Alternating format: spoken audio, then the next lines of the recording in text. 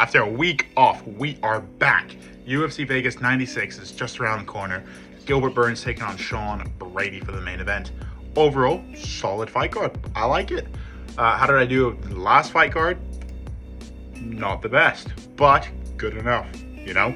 I went 6 out of 9. The reason why there's only 9 fights is because I made the predictions before the tough announcements came on, and I didn't have enough time to make another video. So sue me, I guess. Good enough though, around 70% win rates. Like to see that. Here are some of the best bets that I hit for the card there. Moving on into our lock of the week. Smashed it like always, apart from Vanessa Santos. Unlucky. Carbarello won 4 of the 5 rounds in my opinion. He smashed the main event. Good fight to watch as well. Here are some of my last lock of the weeks that I've hit. As you see, Diego Lopez, the lovely guy that guy is. He's coming up soon as well, so expect big things from him. Let's move on to quickly just how I did on the fights here. Prelims wise, you know, Wang Kong pulled it off, fair enough, very quick knockout. Nunes, I thought the pressure was going to be enough. Turns out it wasn't, but it was a close fight, so could have seen that going either way. Borshev did what he did. Reese, same thing, good performance, very good performance by Reese actually. Bazooka, that one was for a meme because my buddy had a bet. So I even told you guys that the other guy was going to win, so not really mad about that one. Edmund Shabazian, he won the first round, then GM3, like he does, pulled off an upset, especially at his age, making some money, good stuff. And then the rest of the card, Morales did what he did, Richie, and then Barello. So overall, solid card, made some money, so I can't really argue with that. If you just want to see certain fights, skip ahead, timestamps are in the description there. But apart from that, let's not waste any time, and let's get into my lock of the week. Right, lock of the week is none other than Alessandro Costa. He's gonna win by whatever way he wants. This is a super high confident pick. Reason why he's lock of the week, the betting line, kind of fucked, but I'll give you a reason why he's a good parlay piece and everything. He's gonna win, right? 1, trains with Diego Lopez, so he's already winning there. 2, name one thing Matt Schnell was better than him at. You can't. Even if you want to say, oh, the BJJ, the toughness of Matt Schnell, wrong. Costa, he's just going to be better everywhere. If it goes to the ground, I just don't think Schnell is going to be able to outbody Costa. Look at him. He's a fucking specimen. You're not beating him. His boxing as well, Costa, unreal. Tight guard, throws small combination, bam, bam, bam. Throws everything with power. Matt Schnell, he waits for the counter. Okay, and the one time that he didn't wait for the counter and kind of just rush in, you know, be the man, imposing his will, guess what happened? Steve Erceg fucking boop, knocked his ass out, made him look like a fucking 2x4 plank. Bad stuff, bad stuff. Costa, he's not losing. I don't see a way that he loses. You know, maybe confirmation biases or biases here because I like Diego Lopez and he trains with him. Maybe. But the skills of Costa are just better everywhere. Better boxing, better BJJ. If it takes it down to the ground, he has better scramble skills and he can hold people there because of his size and his strength with him. The only thing Schnell has, he's tough. He's going to be the bigger guy in the cage. And, you know, if it does go to the ground, some scramble skills, you know, he could lock in a weird submission somehow. I just think Costa has good fight IQ and just everything I listed before, he's just going to be better. So come on, Costa, get it done. Come on. Let's get into a quick breakdown of my picks though. Okay, so here are my predictions of the fight night here. So we're going to go over the prelims first. We have Ramaska taking on Fletcher. I like Fletcher here. Okay, this is a rescheduled fight. It was supposed to happen last fight night. Reason being it got canceled was because Fletcher pulled out for a medical injury. I don't know what that is. I've been searching around, couldn't find it. Kind of does worry me a little bit. The reason why I'm going with Fletcher, he has the ability to take it down to the ground if he wants to. Ramaska, even though he throws a lot of volume and always throwing something, he leaves himself open for the counter. And if Fletcher, you know, being kind of the smaller guy in this, kind of ducks one and then boom, you know, right on the chin, I could see that. Another option is I can also see Fletcher taking it down to the ground because Ramaska can be taken down to the ground. And if Fletcher's able to hold him there, even throw in a submission as well. Like, I think if you look at his stats, I think, let's pull it up here. Yeah, out of all the wins Fletcher has, 75% of them are by sub. So I can see either going to a decision here. I could actually see anything happen. KO, submission, and decision. So you don't want, bet Fletcher. The problem is though, is don't bet probably too much because I don't know what the medical injury was. I know on the, obviously the tough season, he did break something. Obviously they filmed that months ago, so, you know, most of the time it's probably healed. But if there are medical injuries, he pulled out, could be something, I don't know. But Fletcher's the dog here, or no, the favorite, but he's gonna get it done. Next on the fight night, we have Petroski versus Budka. Who am I gonna go with? Probably Petroski, even though he didn't knock himself out on one of his last fights by literally shooting a takedown, hit a guy's hip, and he knocked himself out. So I don't really know by that one. But I think this matchup is a toss-up. Based on Budka's last performance that he had against Padilla, he gassed out. I don't like that. I always say this, right? As a UFC fighter, if you go in there, right, and you just fight and you lose, whatever, right? The other guy was just better than you. But if you lose because of your basic conditioning of your cardio, that is your only job. Only job. Imagine me being like a professional like football player, a soccer player, whatever, right? And I go on the field. If I'm just shit with the ball, then fair enough. I'm just bad with it. But if I can't even run to catch up with somebody or run to even get to the ball, I'm off the field, right? You're subbed because you're bad, because you didn't train hard enough, you didn't get going enough. So that's the thing. People with bad cardio piss me off so much because your only requirement, in my opinion, just get in the cage, fight. Fair enough, like that's your profession, but just be able to go as long as you possibly can until A, you either win, or B, you get knocked out, right? Or even decision, right? It's just have the cardio. Pisses me off when people don't have the cardio. So that reason, going with Petroski, I think this is going to be a wrestler's matchup. Probably a few striking here and there, but mainly wrestling. And I like Petroski's takedowns and takedown defense and be able to hold people there. So probably Petroski by decision, I could say. Or if Budka gets gassed, probably like a TKO ground and pound kind of thing from Petroski. Next up, we have our Amorim taking on whatever. I'm pretty sure that girl has an OnlyFans too, the Demopoulos. That's how you say it. Kind of a tough one. I think this is going to be a good fight overall. Gonna go with Amorim, even though Demopoulos just finds ways to win. I just don't rate her. I just don't think actually that she's that good. But I like Jaqueline striking here. I like her takedown defense. She's solid everywhere in my opinion. Not obviously the best, but you know, solid enough to get wins. Demopoulos, she leaves herself opening, or alright, how am I gonna word this? Whenever she fights, she has openings for the other person to counter. Right, so that was the long way to say that. But not a fan of Demopoulos. I don't even know why. Let's see if I can figure out why I don't like her. Yeah. 11-5, already spotty record. You know, take one to give one. She's a decision fighter. Probably bet the over. You know, both ladies have fight times of over 10 minutes. So probably bet the over 1.5 if you're feeling risky, 2.5. You know, Demopoulos, yes, she's tough. Yes, she throws a lot, all that kind of stuff. But she has a negative striking differential, 3.98 to 5.69. You hate to see that. Amorim, even though low volume, still throws a lot. But she has great striking defense. Love to see that. And she has higher takedowns too. So I'm probably going to say sub by Amorim, or if not decision. She just has better ways to win, where Demopoulos is kind of a decision or a point fighter. And I don't see Amorim going to be able to, or want to just to lose a fight to that. So gonna like that.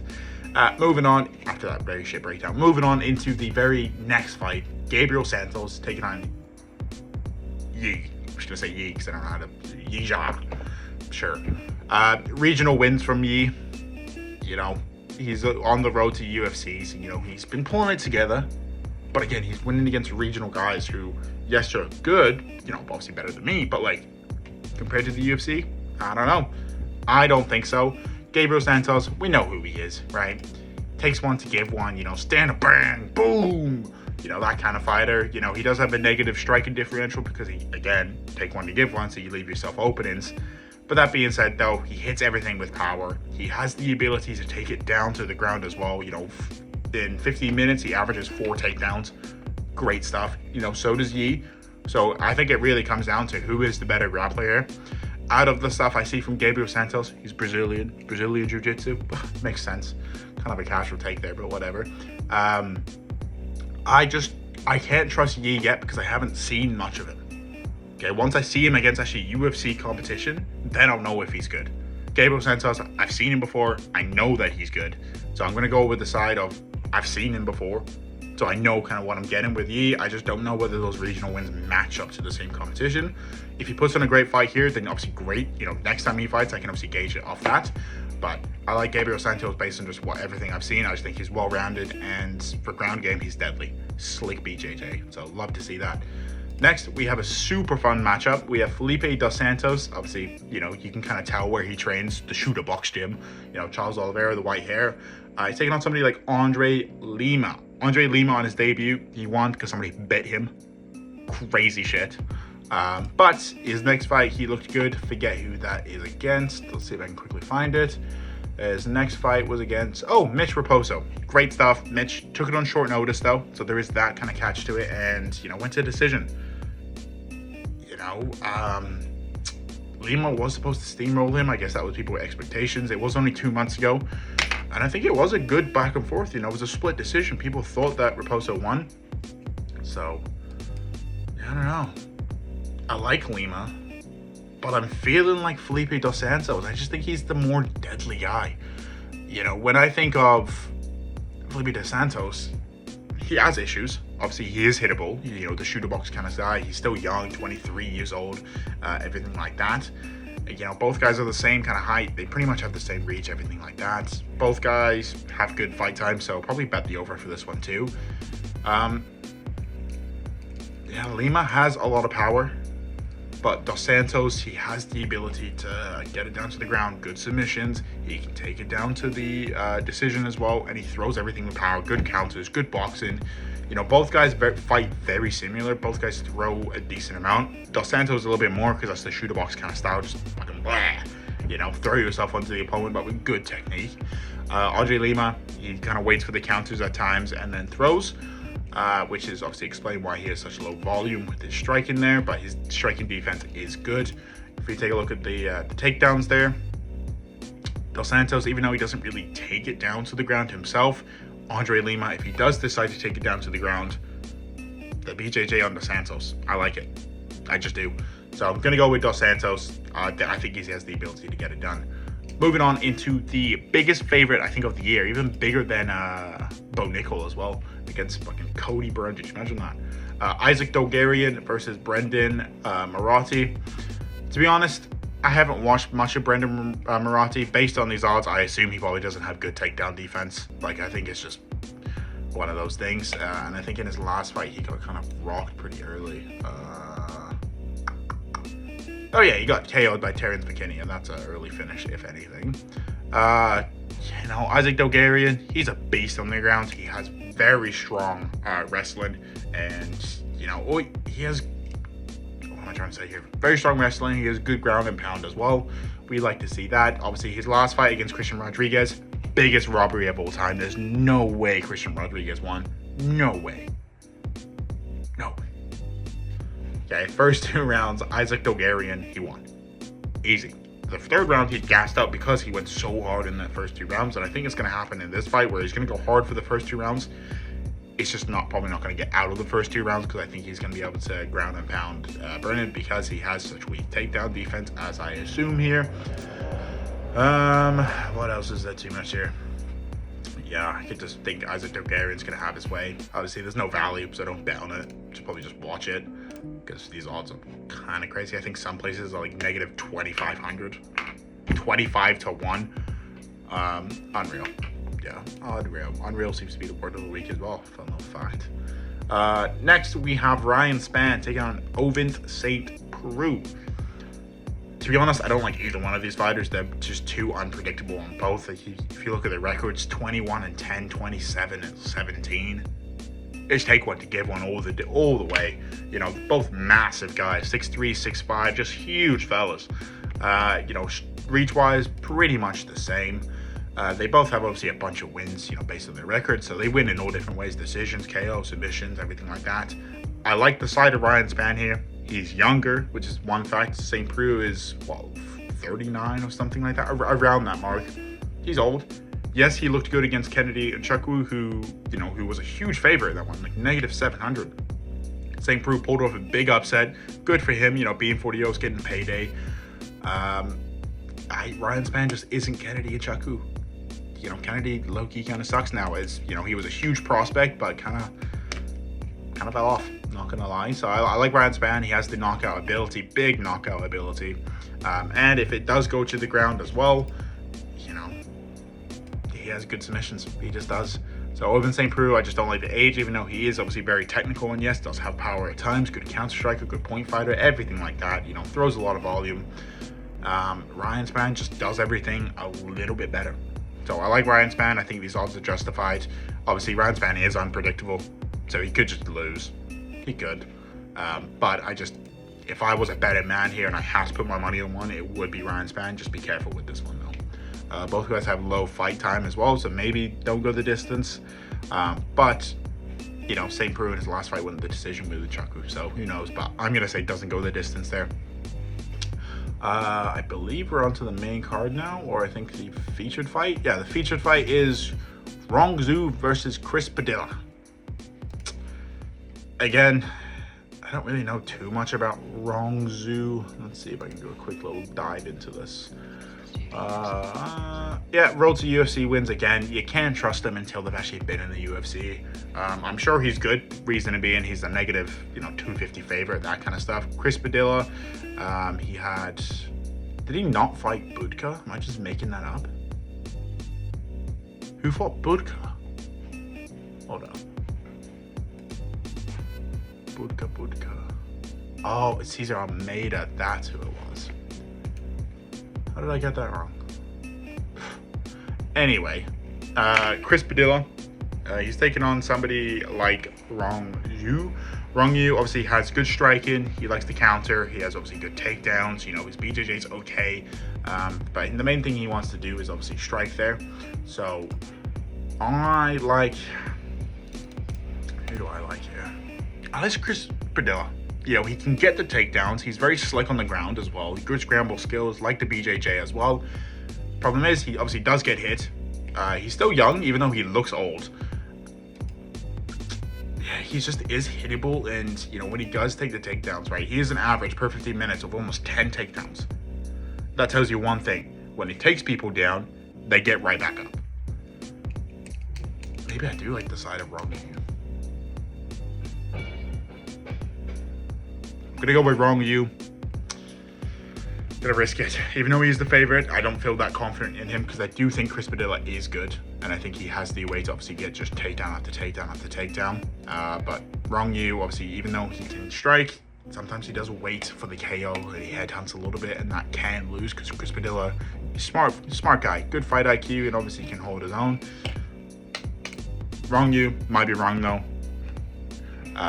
Don't take my word on this one though. Very low confidence in me. Let's move on into the main card though. Okay, main card time. To kick off everything, we have Trevor Peak taking on Ashmouz. My name's Trevor Peak. I'm going with Trevor Peak.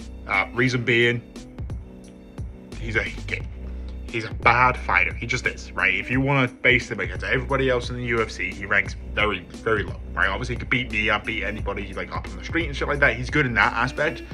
But like compared to the actual UFC caliber kind of people, not so much. But is he fun to watch? Yes, because he has very little technique, which makes him random, which means he can just boom, boom, boom, throw everything with power. We need those kind of people. I like it. I like Trevor Peak.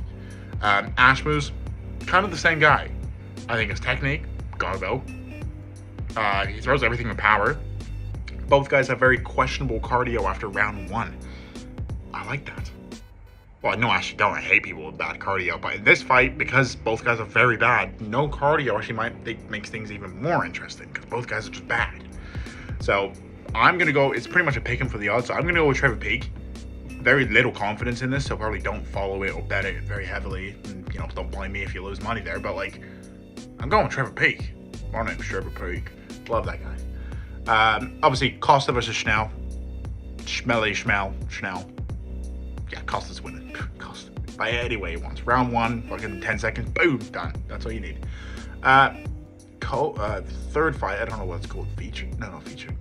No, I don't know. Whatever. Third fight onto the main card. We have Kyle Nelson, the Canadian. Terrible, even though Canadian fighters, kind of shit. Taking on Steve Garcia. Both guys are very similar.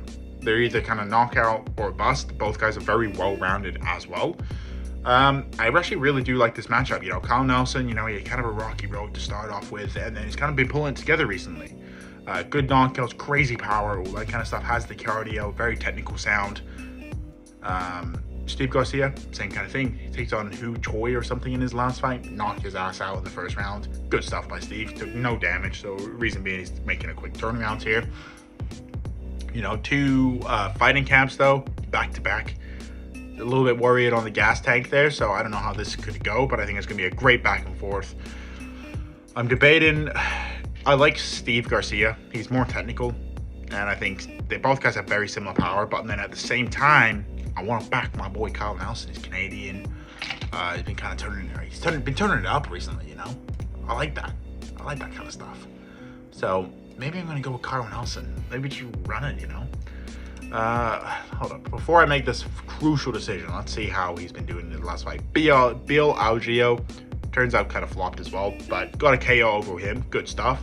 Fernando Padilla, good stuff as well. Good prospect. Blake Builder, great win. And then a draw to Du Hui Choi.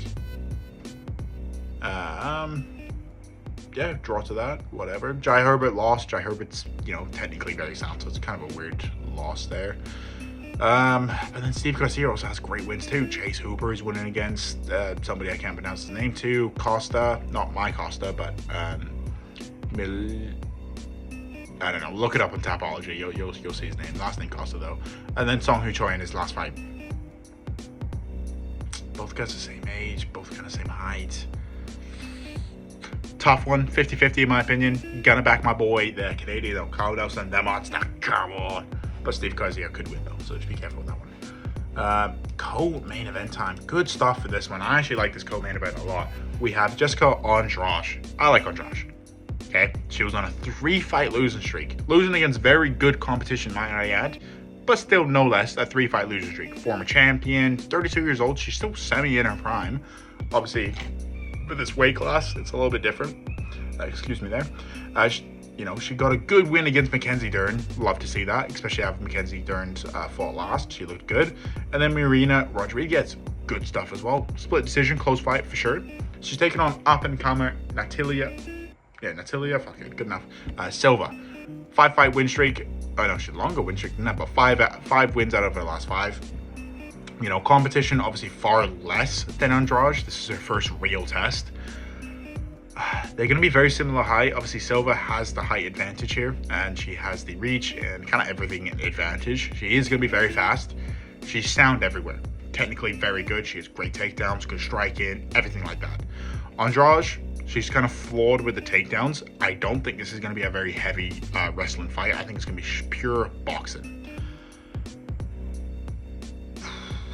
I like Silva. I really want to pick her.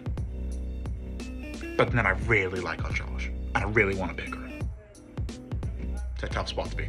It's a tough spot to be. You know what? I'm going to put it out there.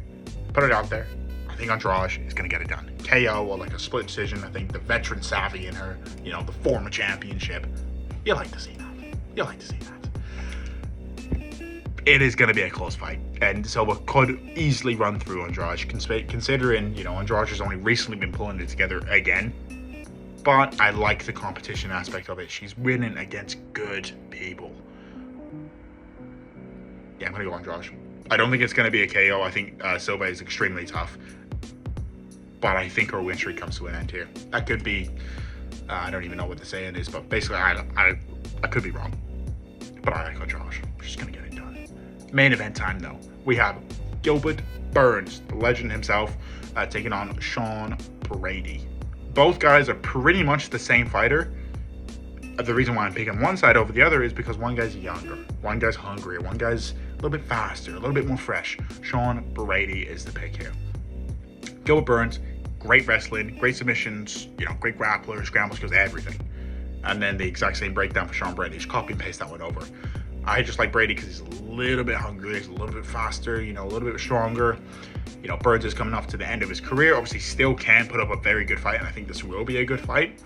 I do wonder, because both guys mainly want to wrestle, you know, considering how the UFC is stopping people from wrestling so much, I do wonder how that is going to impact this.